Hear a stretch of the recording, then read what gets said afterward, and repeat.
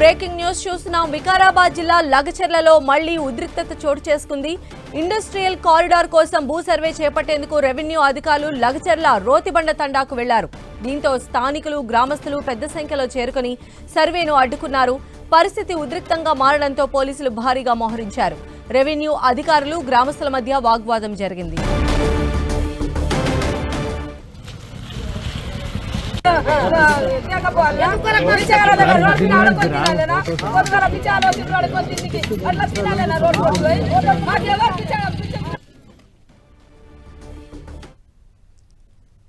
మరిన్ని అప్డేట్స్ మా ప్రతినిధి రాఘవేంద్ర అందిస్తారు. రాఘవేంద్ర,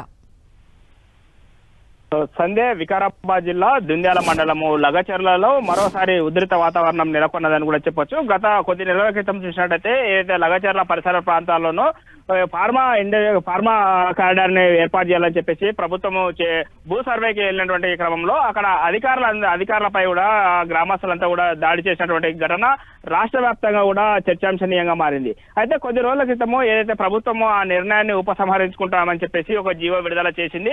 ఏదైతే ఫార్మా కారిడార్ ని రద్దు చేస్తూ ప్రభుత్వము ఒక జీవో రద్దు చేయడం జరిగింది. అయితే అదే క్రమంలోనూ కొద్ది రోజుల తర్వాత ఏదైతే ఫార్మా కారిడార్ ని రద్దు చేసినటువంటి క్రమంలో ఐటీ కారిడార్ ని మళ్ళీ ఏర్పాటు చేస్తామని చెప్పేసి ప్రభుత్వం నిర్ణయం తీసుకోవడం జరిగింది. అయితే ఇదే క్రమంలో అక్కడ ఈ రోజు రెవెన్యూ అధికారులంతా కూడా సర్వే చేపట్టడానికి రోటి బండ తాండా.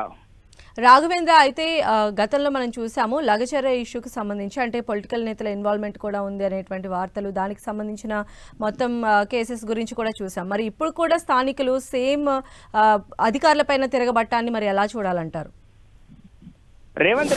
ముఖ్యమంత్రి రేవంత్ రెడ్డి ప్రాతినిధ్యం వహిస్తున్నటువంటి కాన్స్టిట్యున్సీ కొడంగల్ నియోజకవర్గము, ఆ కొడంగల్ నియోజకవర్గంలోనూ ఒకసారిగా కలెక్టర్ అదేవిధంగా రెవెన్యూ అధికారులపై దాడి చేయడాన్ని ప్రతిపక్షాలు కూడా పెద్ద ఎత్తున దాన్ని రాజకీయంగా కూడా వాడుకొని ఆందోళనలను నిరసిస్తూ అక్కడ ప్రజలకు మద్దతు కూడా తెలపడం జరిగింది.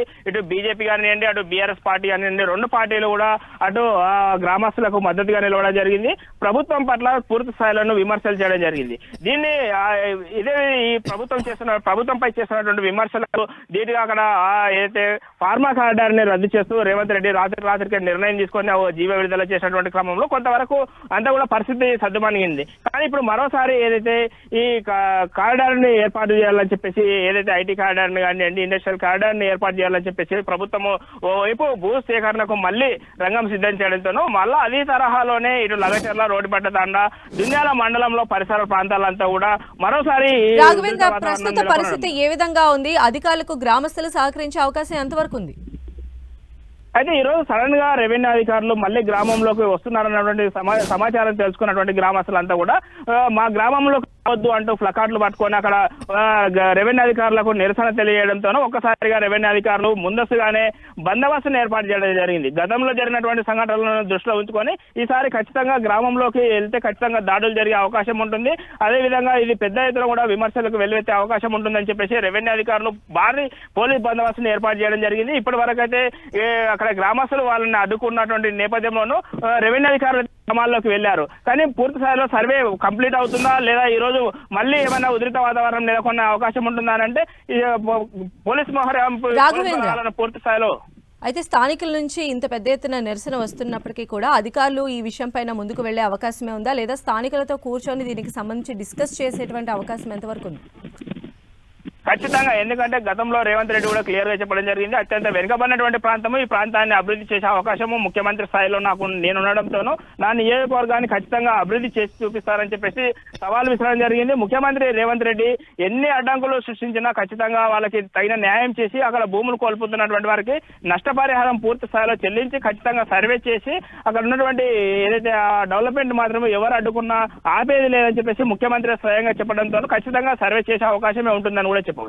రైట్ రాఘవేంద్ర.